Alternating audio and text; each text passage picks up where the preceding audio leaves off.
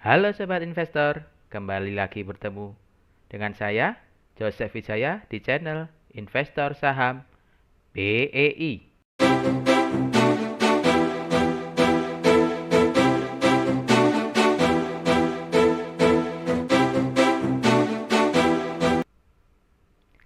Hari ini, Kamis, tanggal 29 Mei 2025.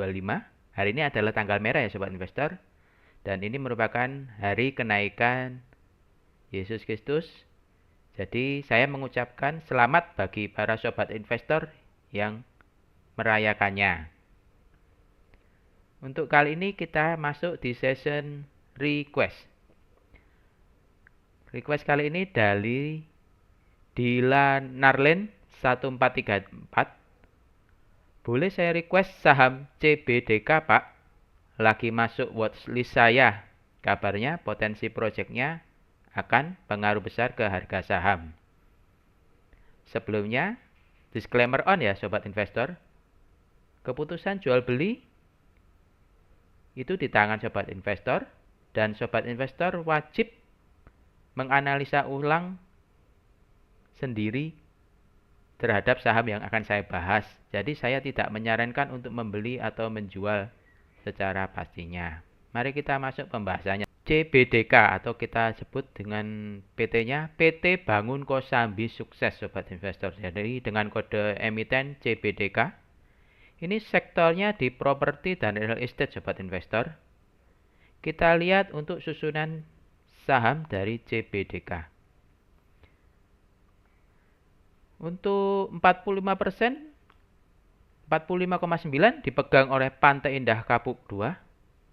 22% dipegang PT Agung Sedayu. Ada 22% lagi dipegang oleh PT Tunas Mekarjaya. Dan untuk masyarakat umum, jumlahnya 10% saja. Kalau kita lihat dari komposisi saham yang sedikit di masyarakat sekitar 10% ini ya Sobat Investor. Ini saham ini rentan akan saham gorengan Sobat Investor. Jadi harganya rentan dikendalikan atau dipermainkan oleh para pengendali Sobat Investor. Kita lihat dulu dari CBDK ya Sobat Investor. Jadi untuk CBDK ini memang termasuk dari anak usaha dari Pantai Indah Kapuk ya, dan berlokasinya itu di PIK 2. Tapi perlu diingat Sobat Investor, tidak seluruh PIK 2 itu dari CBDK. Kalau PIK 2 sendiri total lahannya kurang lebih sekitar 6.000. Coba kita lihat ya Sobat Investor ya. Total PIK 2 ini itu sekitar 6.000 hektar Sobat Investor. Tapi kalau untuk CBDK sendiri, Sobat Investor bisa lihat di layar yang berwarna hijau ini yang PIK 2, ada tulisannya PIK 2. Ini kawasan yang sudah terbangun. Dan untuk yang sebelah kanan ini warna hijau ini ini setahu saya di kawasan bisnis Sobat Investor. Sedangkan yang atas berwarna hijau ini wilayah CBDK juga. Ini termasuk di kawasan komersial. Ini termasuk di CBDK Extension Sobat Investor. Dan ini kawasannya masih beberapa yang belum terdevelop, jadi masih belum perataan tanah karena bentuknya masih ada yang berupa bentuk rawa karena di posisinya di pinggir pantai Sobat Investor ya. Dilihat dari Google AI ini, CBDK sendiri total lahan total yang di seluruh PIK 2 itu seluas 735 hektar Sobat Investor. Jadi 735 ini termasuk yang di bawah PIK 2 yang kawasan bisnis dan yang di atas PIK 2 ini kawasannya hunian Sobat Investor. Kita lihat dulu dari valuasi CBDK. Untuk current PE ratio-nya ini di 68,71 Sobat Investor. Jadi untuk PE ratio-nya ini sangat tinggi ya Sobat Investor ya. Jadi ada yang beberapa konsumen itu beberapa investor menggunakan PE di bawah 10 bagus, ada juga yang di bawah 15 masih bagus. PE ratio itu sendiri apa sih Sobat Investor? PE ratio itu dihitung dengan cara membagi harga saham dengan laba per lembar atau laba per saham atau earning per share sobat investor.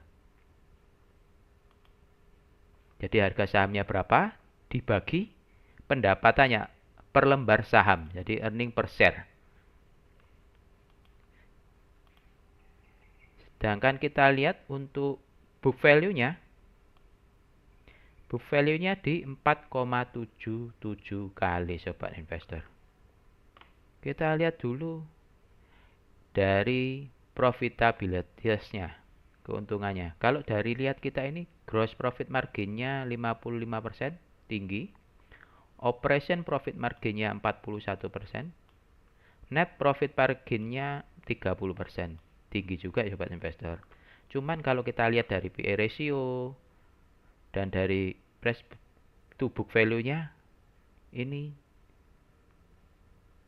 saham-saham yang rawan terhadap gorengan sobat investor. Jadi bagaimana Pak kalau mau kira-kira mau invest di sini di saham-saham bertipe-tipe gorengan ini?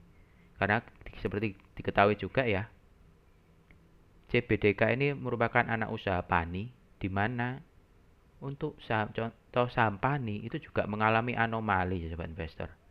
Kita coba lihat ini ya.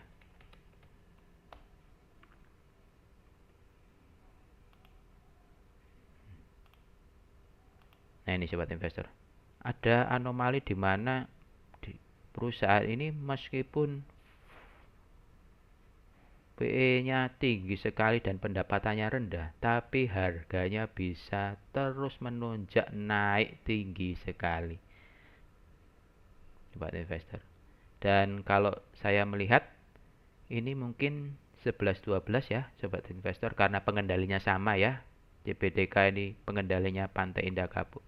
Kemungkinan CBDK akan bisa seperti saham Pani. Cuman kapan atau naiknya atau kapan kira-kira waktu jualnya itu sobat investor harus menganalisa sendiri, dan resikonya sobat investor juga harus tahu. Sedikit saran, kalau mungkin sobat investor mau mencoba di saham-saham seperti tipe-tipe gorengan seperti ini, setidaknya maksimal 10% dari total portofolio sobat investor. Kenapa sih 10%? Karena kalaupun misalnya saham ini tiba-tiba kembali ke nilai wajarnya, karena hukum saham pada umumnya harga saham akan kembali ke nilai wajarnya, entah itu kapan. Tapi Pak, Pantai Indah Kapuk itu belum kembali ke nilai wajarnya. Ya, makanya saya bilang ini sebuah anomali ya sobat investor ya. Jadi kalau saran saya maksimal 10%. Jadi pun kalau Anda mengalami kerugian, ya kerugian Anda itu hanya di 10% dari total investasi sobat investor. Kalau sobat investor memasukkan lebih dari itu, setengah atau all in, tak siapa tahu atau tiba-tiba saham dari CBDK ini jatuh. Kira-kira apakah sobat investor juga sudah siap? Kita lihat coba dulu harga sahamnya ya sobat investor dari CBDK. Awal itu di harga 4.060 waktu IPO. Sempat menyentuh 10.400, jatuh lagi sehingga sekarang ini di 6.300 sobat investor. Kita kembali lagi untuk melihat valuasi dari CBDK sobat investor. Untuk earning per share-nya di tahun 2024 itu di Rp186 ya sobat investor ya.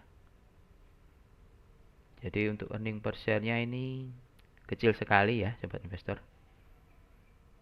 Kenapa sih kecil ya? Karena ada beberapa bagian yang belum dikembangkan. Contohnya di ini yang di atas ini warna hijau ini. Di daerah Peak 2 Extension yang berwarna hijau di atas ini karena masih kawasan hunian. Maaf ada gangguan suara motor. Di warna hijau di bagian atas ini Peak 2 Extension ini masih belum dikembangkan secara penuh karena masih berupa lahan basah sobat investor. Yang mulai dikembangkan yang di Big 2 yang di area bisnis ini aja, sobat investor. Ada beberapa menara syariah. Jadi rata-rata kayak seperti gedung pencakar langit gitu, atau gedung-gedung bisnis, sobat investor.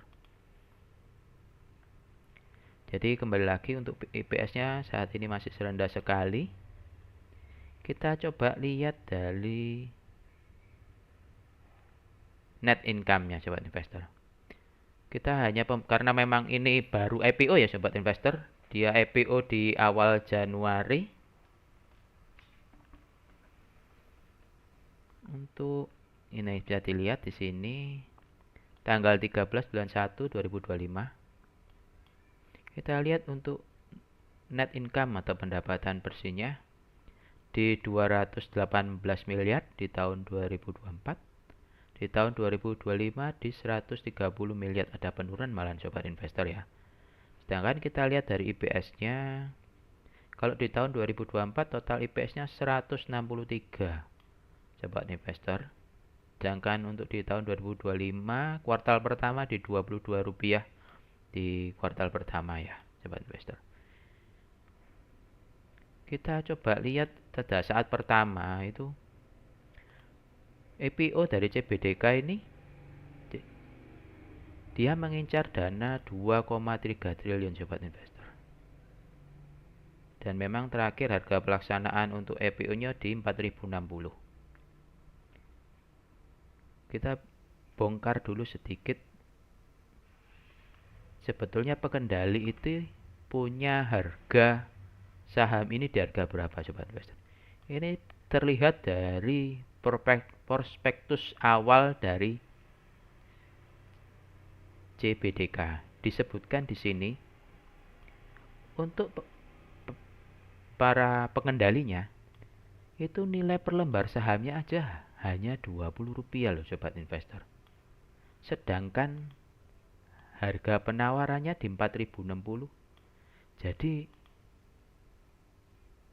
ini saham ini memang rawan sekali digoreng. Tapi kembali lagi ya, sobat investor, resiko sobat investor yang tanggung sendiri kalau investor mau masuk di saham-saham seperti ini. Karena apa? Karena tingkat kepemilikan saham ini di masyarakat kecil 10%, jadi rawan dipermainkan. Kita sepertinya tahulah saat ini seluruh sektor lagi sepi, sobat investor.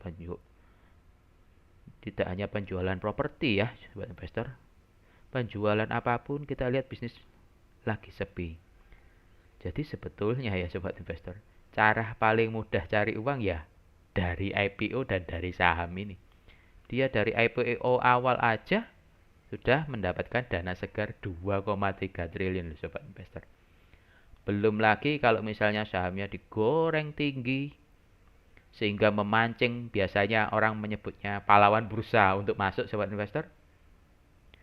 Begitu orang masuk, para pengendali ini akan menjual, di mana dia hanya beli 20 Rp20 per lembar saham. Dia mungkin kalau naik sampai 10.000 atau 20 atau 40, entah digoreng sampai berapa, di situ dia lebih cuan daripada jual propertinya, loh, sobat investor. Seperti itu. Jadi saran saya, jika mau masuk di saham-saham seperti ini, harus punya pengaman maksimal menurut saya 10%. Kalau memang bagger ya itu keuntungan dari sobat investor. Tapi kalaupun memang tiba-tiba saham ini boncos, tidak ada bagi dividen, pun sobat investor ya hanya kehilangan 10%. Tapi sobat, Pak, CBDK ini menjanjikan membagikan 40% dari laba atau pendapatan per lembar saham. Betul, sobat investor, di laporan penawaran awal ini memang disebutkan CBDK akan membagikan 40% dari IPS. Kita lihat dulu beritanya, sobat investor. Sini.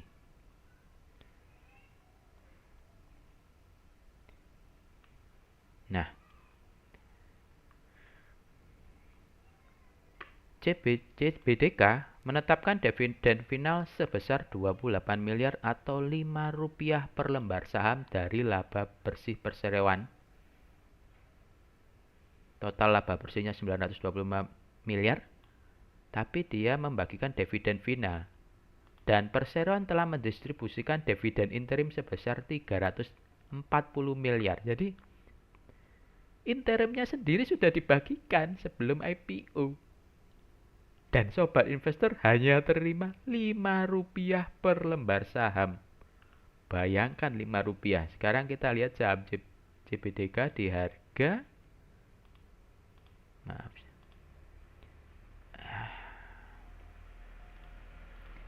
saham CBDK 6.300 ya sobat investor. Kita bagikan Rp7 dibagi 6.300.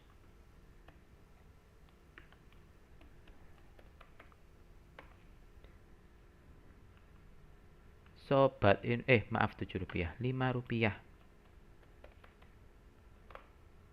Sobat investor, dividennya cuma 0,0007. Ini aduh, ngeri sekali loh dividennya sobat investor. Jadi inilah yang saya bilang, memang menjanjikan 40% dividen yang dibagi, tapi tidak dijelaskan bahwa dia telah membagikan dividen interim awal dulu 340 miliar yang dibagi ke investor yang disebut pahlawan bursa hanya 25 miliar atau Rp5 per lembar saham. Dapat apa sobat investor? Tapi Pak, saya mengincar capital gain dari CBDK. Kita tidak tahu akan digoreng seperti apa dan kapan akan digorengnya. Jadi sobat investor, kalau memang kembali lagi siap mengambil resiko dan siap menerima hasil yang luar biasa, ya harus berani. Tapi kalau saat rugi ya dilarang berteriak, oh BI tidak menjaga emiten yang bagus, emiten yang jelek dibolehkan untuk IPO. Ya karena keputusan jual beli itu kan di tangan sobat investor sendiri. Sobat investor harus bisa punya pengaman, punya batasan berapa yang dana yang dimasukkan dan berapa siap menanggung kerugian. Jikalau memang ini nyangkut ataupun loss, ya kerugiannya itu bisa kita tekan seminimal mungkin. Itulah aja sobat investor. Demikian pembahasan request saham hari ini sobat investor. Jika masih ada pertanyaan, silakan tulis di kolom komentar. Ataupun jika ada request saham yang mau dibahas, bisa juga langsung ditulis. Jangan lupa tekan tombol like dan subscribe-nya sobat investor. Sampai ketemu di pembahasan kita berikutnya. Terima kasih dan salam cuan.